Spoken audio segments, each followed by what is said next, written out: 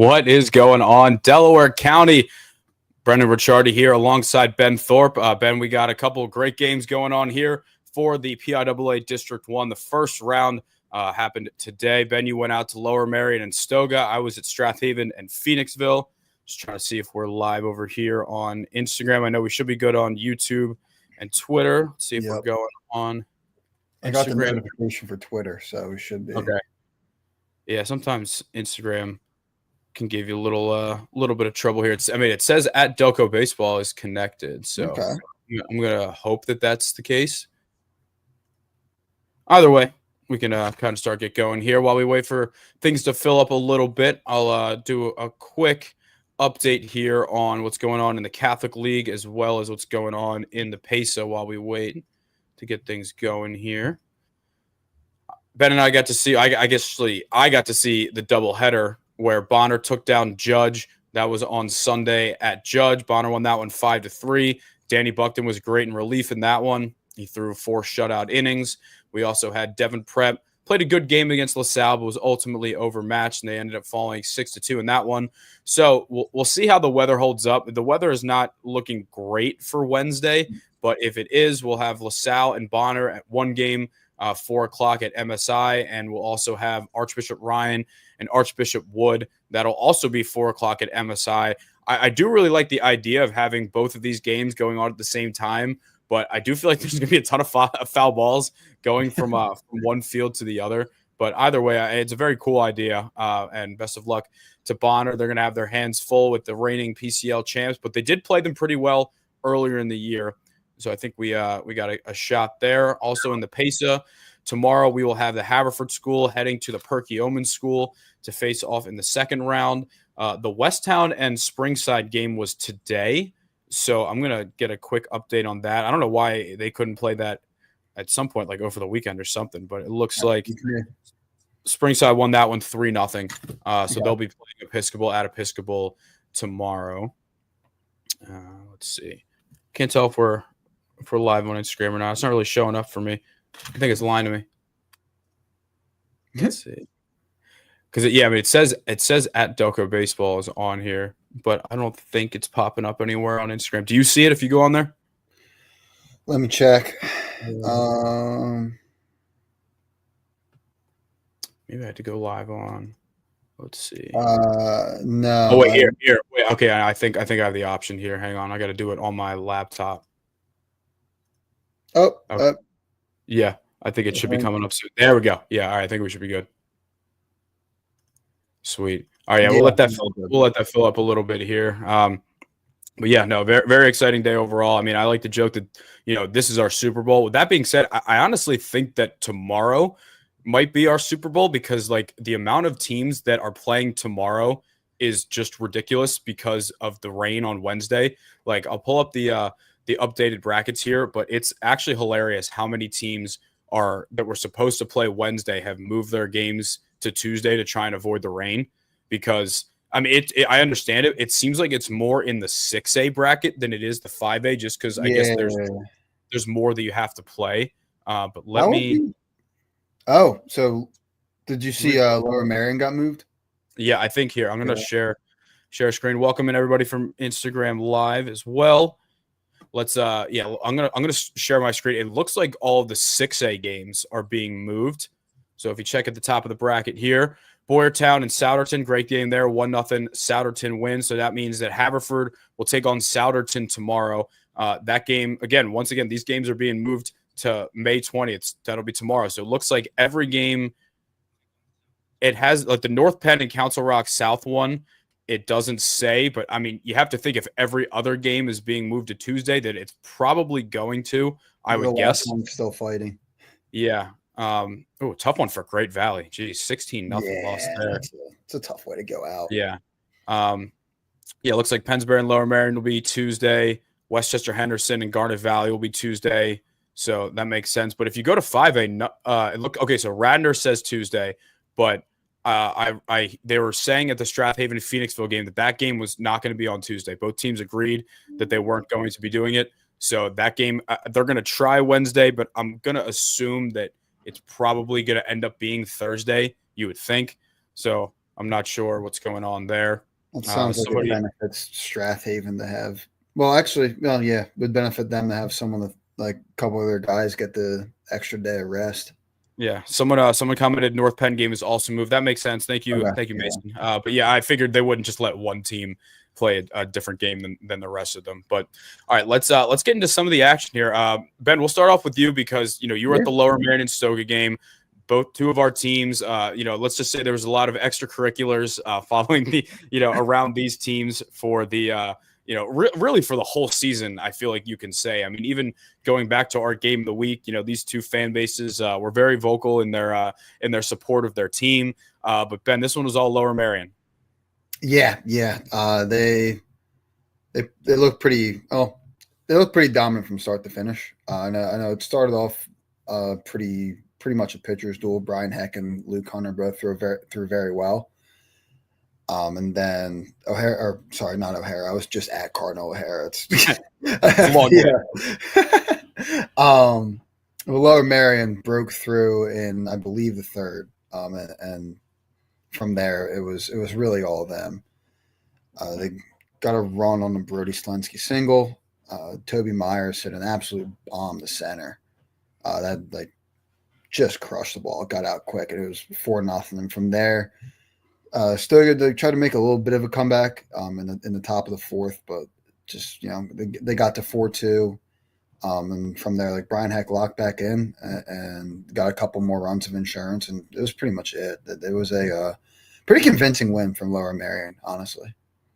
And I guess it looked like the decision to play at Lower Marion paid off. Toby Myers getting around all the bases at South Ardmore Park, maybe. But that decision definitely paid off there. Brian Heck ended the day with 10 strikeouts. I think of the 2 runs, I think only one of them was earned. He only allowed 4 hits. Just a really great performance from a pitcher who's been like this all year. I don't think that was a surprise to anybody. And in a district bracket where unless you get the bye week, you got to win Monday. I guess now Tuesday, Monday, Tuesday, and Friday. Being able to only use one pitcher in that game is huge for them. So now you got Justin Heck ready for tomorrow. You got the whole bullpen fresh. That's a big win for those guys. And now that's, I believe, 3 playoff appearances in a row for them. I think they lost in the first round last year, but they beat Neshaminy in that game 2 years ago. So really cool to see that program on the rise. We also had 2 hits from Gus Wright, 2 hits from Brody Slensky. This is what we've pretty much been calling the if you want to call it surprise team of the year, just because we didn't expect the pitching to really not lose much steam after they lost 4 seniors last year. These guys took care of business. Yeah, I mean, you could argue that the pitching's almost even better this year. And as hard as that is to say, especially when they had a guy like Van Wilner last year, I think as a group, they might be as good, if not better. I mean, they won a playoff game, kept a lot of teams to low totals. But yeah, they seem to be in, obviously, when you compare in the 6A bracket, a team that didn't have a bye and a team that had a bye, the higher seed, the team with the bye is always going to be in better shape. But for Lower Marion, they're in as about good shape as you possibly could be, considering Brian Heck went 7 innings. So you have your number 2 in Justin Heck, like you said, the entire bullpen's ready to go. And honestly, turning around and playing Tuesday after the bats just did what they did today, and not giving them any chance to cool down, I think really plays into their hands. Yeah, especially when you think about they're playing Pennsbury, who admittedly, I don't know about you, I don't really know much about Pennsbury. I don't know where it is. I would say we've done when we did the previews for all the teams and kind of got the scouting reports, they were of the top 8. And there are some. I mean, you look at the top 8 that we had, and some of the places those kids are committed to. There are some really scary teams in that bracket. Yeah, they're probably towards the bottom of that top 8 in terms of people, but I mean, it's still a really good team. Nothing to take lightly. So I'm looking up Pennsbury right now. It looks like it's Levittown, so it's kind of close to Langhorne, Yardley, kind of that neck of the woods. Yeah. Almost in Trenton, New Jersey. That's kind of where we're headed out to. Yeah, okay. They look very, very close to the Delaware River and the border there. So Can't say. See, this is why like the rain really kind of hurt our coverage because we were gonna have a bunch of people at games on Tuesday and also on Wednesday, but we got like 7 games tomorrow because we got all the PIAA ones, the Episcopal's playing, the Haverford School's playing. Also in 4A, Interboro's playing. In 2A, Delco Christian's playing. So we definitely won't have all boots on the ground. It could be a red zone day. It might have to be a red zone day. Also, the Christian Academy on Tuesday. They are playing. Yeah. They're a Delco team and they are in the playoffs. We have to shout them out. But we got a lot of games going on. It's going to be weird. It's going to be really weird for the teams that played today that don't move to Tuesday because from what it sounds like Wednesday is going to be a complete wash. Yeah, there's a game Friday or the correct. That's for 6A. The quarterfinals are supposed to be Friday, so it's going to be interesting to see how it all plays out. The weather. Yeah. All right, well, we will stay in 6A. We'll get the other 6A game. Garnet Valley, they crushed Springford. Ben, we were talking about this. We thought that Garnet Valley was going to win, but Springford is a tough draw as the 23 seed. They have 2 D1 recruits in their rotation, usually a very stellar program, but Garnet Valley just absolutely handled them today. They won 11-2. Ryan McGee, who had a great season, had a nice start, 5 innings, 2 earned runs, 5 Ks. I think the moment of this game, Brady Thompson hit a 3-run double, which seemed like that was kind of the icing on the cake. They had a 5-run inning in the bottom of the second. So that kind of like really helped them take control of this game. Cole Lombardo, 3 for 3, also 2 walks. So he reached base in all 5 all 5 at bats. Joe Anzalone had 2 hits and an RBI. Some good pitching out of the bullpen from Dylan Orr, the shutout inning. Connor Criswell had a shutout inning. Don't know for a fact who's going to start tomorrow. Could be Orr, could be Anzalone. Not sure what route they're going to go. But, I thought that when Chris Schaller partially tore his ACL, that their season was just kind of toast, admittedly. Brady Thompson missed a couple weeks as well. The young guys have really stepped up on this team.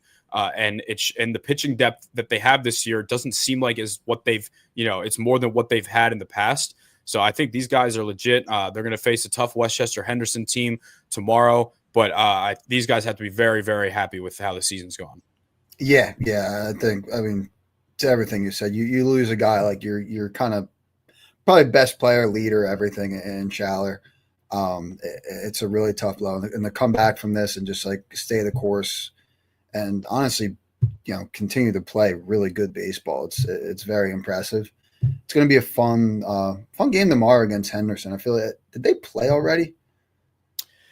I feel like they might have played in one of those I think they played in a non-conference game. Yeah, I honestly didn't even think about that, so you just said it. Like they either have played this year or like play each other a decent amount because I feel like that's like a familiar matchup. Yeah, but that makes it almost even better. Absolutely. Great win for Garnet. Our guy Nicky Mozzarella was over at that game there. Shout out Dylan Johnson for taking the pictures as well. Great performance from Garnet Valley. We'll see what they got tomorrow. All right, let's move on to 5A. The game I was at, that was Strathaven and Phoenixville. This was just a classic like Strathaven playoff win. Luke Dancona threw the first 3 innings. He allowed 1 unearned run. He had 4 Ks. He only allowed 1 hit. Rob Matei was somehow even better in relief. He only allowed 1 hit.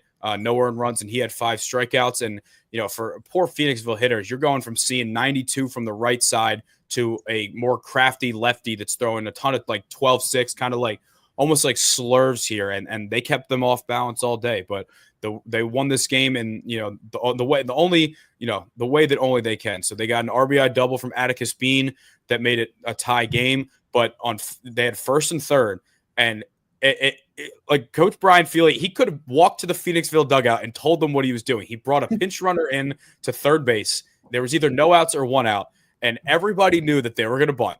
And Matt Caputo pushed it down the first baseline, and it was so perfect that it was a base hit too. Nobody was out, so that made it 2-1. They ended up getting another run in the inning, but Matt Caputo from the 9-hole going 3 for 3. He had a 2-run single that made it 5-1. They got a 6-run. Patrick O'Connor had scored on a wild pitch, but just this is how they beat you. They play smart. They get 2 big clutch hits. They get the bunts down. They play strong defense. Their pitchers suffocate you. Just a really great win for them. And I'll say this, that I don't know if they're gonna win the district championship, but if Luke Dancona was healthy all season, they're better than 10-6. So Yeah, they're absolutely. better than an 8 seed. I thought Luke looked great. He had some zip. The sweeper had a ton of movement. Now the question is going to be, what does the pitching look like for the rest of the playoffs? Because they're going to play Chichester on Wednesday. You'd expect that to be some combination of Caden Schuster and Jasper Halls. And then we'll have to double check the pitch counts. But I think there's a chance that they could potentially both Dancona and Matei be ready for Friday, because you're getting 3 days off. Yeah, I would imagine they should be good to go because I don't think neither of them ran up a pitch count that badly. They each only let up 1 hit, so like Yeah, it couldn't have been that bad. I'll pull that up real quick.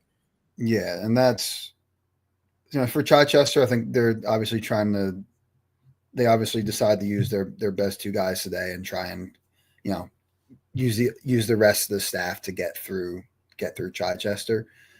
Now, and if it works out, we'll see if they play Wednesday. It's honestly probably going to be Thursday. Probably Thursday. But if that works out, you're set up really well for the semifinals. Well, yeah, and especially if you're Strathaven, you're probably thinking, okay, if we beat Chichester, we make it to the semis. If we lose, we still get the state's playback game. Yeah. So now if you beat Chichester, you're in a spot where, like, do you want to win Friday? Obviously. But if you lose, your season's not over. So Dancona only threw 39 pitches, so he'll be good. I think he could be good for Thursday if very needed, but definitely Friday for sure. And then Matei threw 64. So I don't think he'd be good for probably Wednesday. Friday still. Yeah, I think their plan would I think ideally for them, they would probably want Schuster and Halls to get you through Chichester. If they win that, Dancona would probably start Friday and then Matei for the championship or that game or whatever. It could be Matei Friday if they get they could do the combo game again if they get there. But it would be because we have to think that obviously Dancona's been dealing with was dealing with an injury and don't want to push it. Yeah, I don't know if you because obviously you want to win. You also have to think about the kid. He's going off to play college baseball next year. Yeah. And it is a little bit of a risk when he is not pitching a ton to bounce him back again in the same week. I mean, he's going to want to go. I'm sure they're going to want to throw him. But it'll be interesting to see what they decide to do. Definitely. All right, let's get to our last game here. AJ Callio was just unbelievable in this game. A 16 strikeout no-hitter for the Ruston Junior, who'll be heading to Vanderbilt after next season. We did not have somebody at this game. We only had enough people to send to 3, and just based on location, it made the most sense. Jack Mahalik was also great. He threw 5 shutout innings, but for a Marple team trying to defend their title, man, that's a brutal first round draw for the 5 seed. Yeah, dude, that's not fun. I mean, AJ Callio was as advertised today, and honestly, great job from Jack Mahalik too. It'll be cool for him to look back and say, my last high school game, I went pretty much pitch for pitch with a Vandy commit, one of the, someone that's probably as good as anyone in the country. And that's definitely something to be proud of. Yeah. And, it's kind of like going, before this bracket, I was kind of thinking Strathaven and Ruston were kind of in similar boats where Callio didn't throw for a couple weeks during the season, kind of like Dancona. I think both of these teams are a lot better than their seeds were. And I think, they kind of showed that today as well.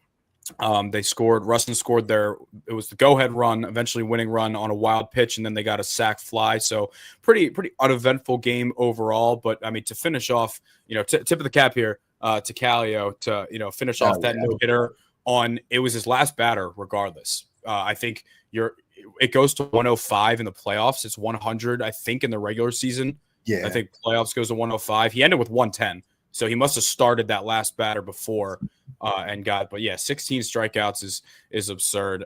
They will take on Upper Dublin. I'll show the whole bracket here just to kind of get a look at what we're going with. We'll start in 5A here. So at the top we had, of course, Strathaven took on Phoenixville, and they won that one. They'll take on Chichester. Looks like, of course, we had Ruston, and that's that side of the bracket. So the winner of Upper Dublin and Ruston will take on Strathaven. That I feel like Strathaven versus them is a matchup we've been seeing a lot, and we also saw Ruston and Chi a couple years ago as well. Looks like Upper Perk in their first year in 5A. How about Upper Perk? I was gonna say their team name. I don't even know what it is because they're very new to us. I can look it up. Yeah, you do that. Keep Upper going Perk took down Upper Marion 7-1. So congrats, boys. You get to face Austin Havertine now. Have fun with that.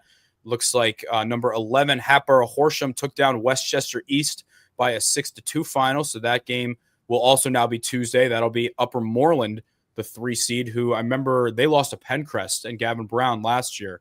So that's Upper Moreland and Hatboro Horsham. So the winner of that will take on the Radnor and Upper Perk winner. Definitely got a lot more results in 6A. Of course, we mentioned Souderton takes down Boyertown 1-0. So you get Jimmy Boyle. Good luck. Council Rock South, I mean, the 24 over the 9, a 16-0 result is definitely the biggest shock of the day in any class. That game will appear to be, I think all these 6A games are now Tuesday. We got Quakertown took down Plymouth Whitewash 6-5. I guess that's close to DeSales. Is that why they play there? I don't know. Yeah. Quakertown's up by DeSales. It's a sad loss for the new hometown team. Yep. Yeah. But Ben and I both live here. I won't live here for that long. I'll go back. I think when I go back to my parents for a little bit, that'll be, I think, in the Westchester East District. But it might be Great Valley. It's kind of on the border, but yeah, you'd be one of those too. Yeah. Well, after that, whenever I eventually move in, when my girlfriend and I live together, we should do like a free agency. Like, what high school baseball team wants our services? Could it be in Delco? Maybe. Could it not? Maybe. We'll see. All right. Lower Marion took down Conestoga 8-2. That one was at Harriton. CB South and CB West. We had a little CB action here. I think last year, Downingtown East and West played in the district championship. So that's pretty cool that, we got some, some local ties in the first round there. We got, of course, Garnet Valley taking down Springford. Looks like Downingtown East and Wissahickon had a good game. That was 3-1. Downingtown East will take on Perk Valley. Avongrove took down Council Rock North 3-1, so they'll take on Neshaminy. I think Neshaminy has turf because I think that's where Neshaminy does have turf. Yeah. So that will be on Tuesday as well. 2A tomorrow, we got Delco Christian hosting Calvary Christian. Christian Academy will head to Plumstead in 1A, which I keep forgetting that is in Brookhaven. I've never met someone that went there. I've never. Yeah, that's a. And we also have Interboro. This game's actually pretty close to us. Interboro taking on Springfield Montco. That's right by LaSalle. It's probably like less than 20 minutes here. But yeah, that was a good first day of action. We're gonna have a ton tomorrow. I don't know if we're gonna get all the preview articles out for all these games here. It's gonna be a late night for probably the two of us here. Yeah. Late night, early morning. Yep. We'll have game recaps out soon on the. Let's see. We'll have game recaps soon on the website as well. But yeah, I'm excited to get going here. I'm excited to watch Jimmy Boyle and Austin Havertine get after it tomorrow. All of our 6A guys.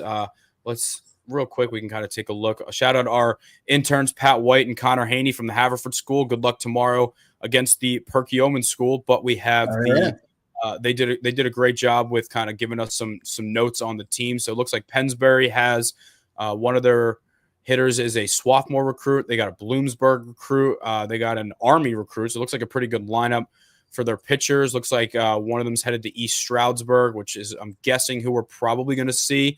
The other one, we got a Penn State Harrisburg and an Altoona. So I think probably the East Stroudsburg guys who Lower Marion could see. Looks like Henderson's got a Stockton recruit and Penn State Harrisburg, but they also have a sophomore pitcher who's allowed only 21 innings and 1 earned run in his last 21 innings. So it looks like he could be the guy, Anthony Bartol, perhaps. Who else are we missing here? So Haverford will be taking on Souderton. I'm guessing whoever Souderton's number 1 is pitched today, but it looks like they have NJIT recruit hitter Connor Clark. They have a JMU pitcher who I would guess probably pitched today. And it looks like, I'll check Game Changer for that. Also, I looked up the Upper Perk. They're the Indians. Okay. Good. They didn't have to change. Unionville changed the Longhorns. I think Neshamine's the Redskins, and I think Souderton's also the Indians. They are the Indians. Yeah. A lot of Indians. if I had to guess, I would guess Souderton used their JMU pitcher, and they have an Immaculata pitcher who would be the guy, or a Stevenson pitcher. So that would likely be who Haverford will face. I'm trying to see if there's anybody else on here. I mean, we only have, oh yeah, let's check Upper Perk here for Radnor. Oh, See yeah. if Upper Perk's got, according to our guys' research, no college commitments on their roster right now. Really? Yeah.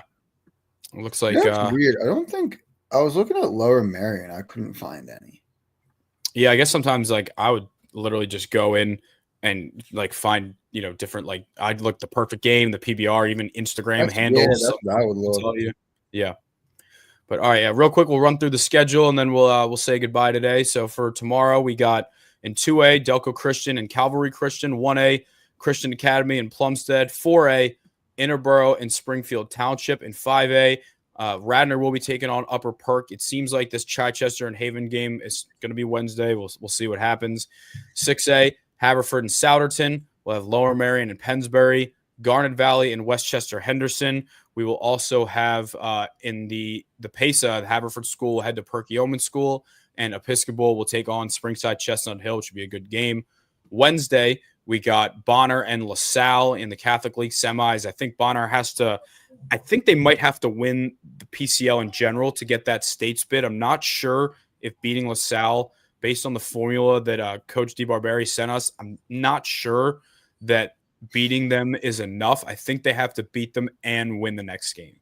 Yeah, that would sound right. Also for Souderton, they did throw their James Madison guy. Okay. Really good game. The 7 innings, 12 Ks. They ended up winning in 8. Oh, okay. Wow. So that was they threw the James Madison guy and then the kid Divins that is committed to Immaculata third. Okay. Cool. All right. Well, everybody, thanks for tuning in. We're still kind of unsure. We'll figure out what we're doing tomorrow. I think there's a good chance we could do our red zone. I don't see why not. I mean, that might be depending on how many people come out, that might be the best way to do it. Yeah, I mean, I feel like it would probably be better to do that than just to have like 2 reporters or 3 reporters out at a game and and get coverage there. So I think there's a good bet that we could do that there. But everybody, thanks for tuning in.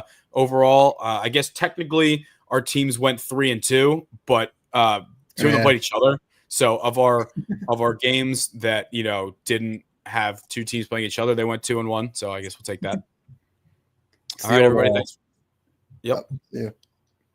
All right, well, that'll wrap things up for today. Well, I think there's a good chance we do the red zone, so make sure to tune in on YouTube. Still not calling it X, but YouTube, Twitter, and Instagram tomorrow for some updates. Until then, we'll